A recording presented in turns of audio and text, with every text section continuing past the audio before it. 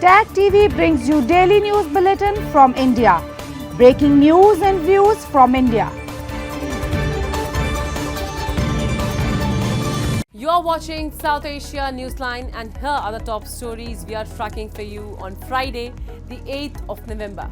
Australia news outlet reacts on Canada blocking Jaishankar presser, calls ban difficult. Pakistan eyes strong ties with Trump admin based on non-interference in domestic affairs. And India offers Afghan businesses Chabahar port for trade, discusses humanitarian aid.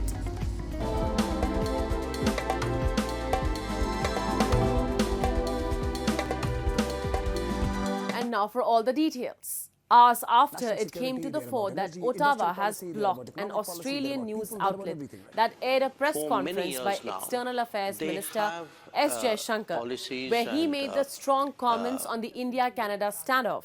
The media company has hit out at the restriction. The Australia Today, in a post on X, said that the ban on the interview with Jaishankar and the press conference with Australian Foreign Minister Senator Wong on social media under orders from the Canadian government have been difficult for their team and those who value free and open journalism. Jaishankar earlier on Thursday had said that he was surprised over the strange Canadian move, adding that it yet again highlights the hypocrisy of Canada towards freedom of speech. Relations between India and Canada have gone sour as Ottawa recently claimed that Home Minister Amit Shah is after the killing of Khalistani terrorist Hardeep Singh Nijjar, a claim New Delhi denies. The murder of a Sikh separatist leader in British Columbia in June, an accusation. Ruckus ensued in the Jammu and Kashmir Assembly for a third straight day on Friday, as Bharatiya Janata Party MLAs raised slogans and clashed with fellow members, including engineer Rashid's brother and Awami Ittihad Party MLA Sheikh Khurshid, over Article 370 banner he was carrying. Slogans were also raised against the PDP party. Amid the ruckus, a resolution seeking a dialogue for restoration of special status and constitutional guarantees to the Union Territory was passed on Wednesday. The resolution was passed by a voice vote, with all parties barring the BJP supporting it. While the Regional Assembly has voiced its stance, the authority to reinstate Kashmir's special status rests solely with India's federal government, which is expected to reject the demand as restoring autonomy has long been opposed by the BJP. The election of the opposition alliance last month in Jammu and Kashmir's first polls in a decade adds a new layer to the ongoing conflict in India's only Muslim-majority region. Pakistan's Foreign Office on Thursday emphasized that non-interference should be the cornerstone of Pakistan-United States ties, expressing the hope for a strengthened relationship under the Trump administration. Speaking at the weekly media briefing, Pakistan's Foreign Office spokesperson Mumtaz Zara Baloch commented on Donald Trump's victory in the US presidential election. She conveyed that Pakistan anticipated its long-standing ties with the US to further strengthen and broaden across all sectors under the new leadership. Addressing claims that Trump would, upon taking office, pressure Pakistan on domestic matters such as the release of jailed former Prime Minister Imran Khan, she dismissed these suggestions as speculative. The PTI previously accused the Biden administration of colluding with the elements within Pakistan to dismiss his government in 2022, a claim the outgoing administration consistently denied.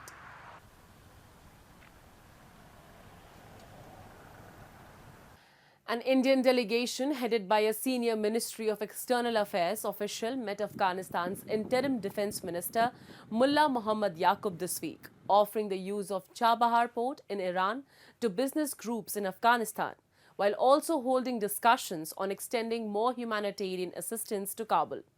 The delegation led by J.P. Singh, the Joint Secretary of the Pakistan-Afghanistan-Iran Division in the MEA on November 4 to 5, visited Kabul, where they also met former President Hamid Karzai and a few senior ministers. India does not recognize the Taliban regime that has been ruling Afghanistan since 2021, but has been providing humanitarian aid, including wheat, medicines and medical supplies, to the Afghan people from time to time.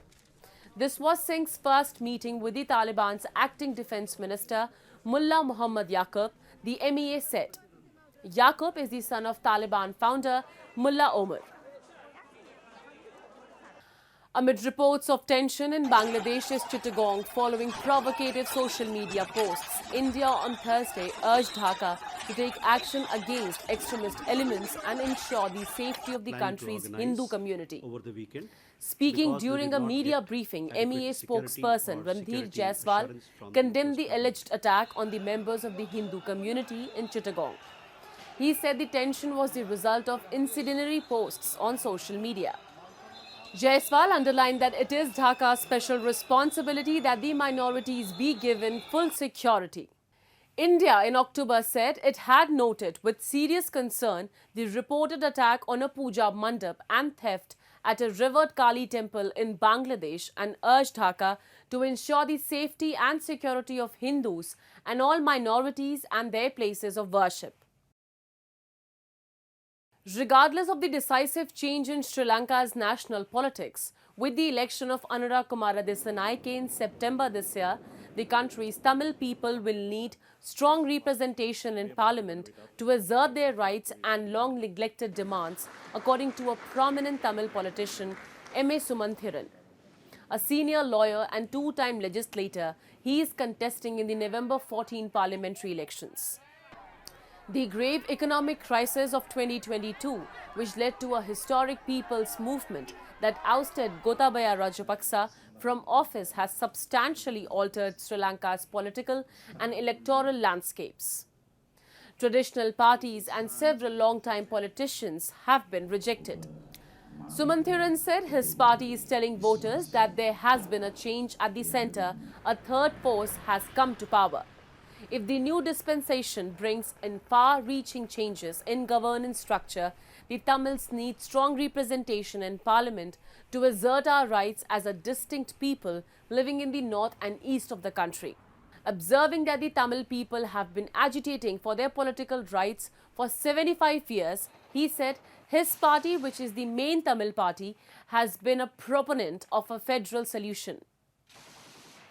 15 years after Sri Lanka's civil war ended, Tamils continue to demand accountability for alleged war crimes and the elusive political solution. That's all in tonight's edition. We will see you same time next week. Have a great weekend. Good night.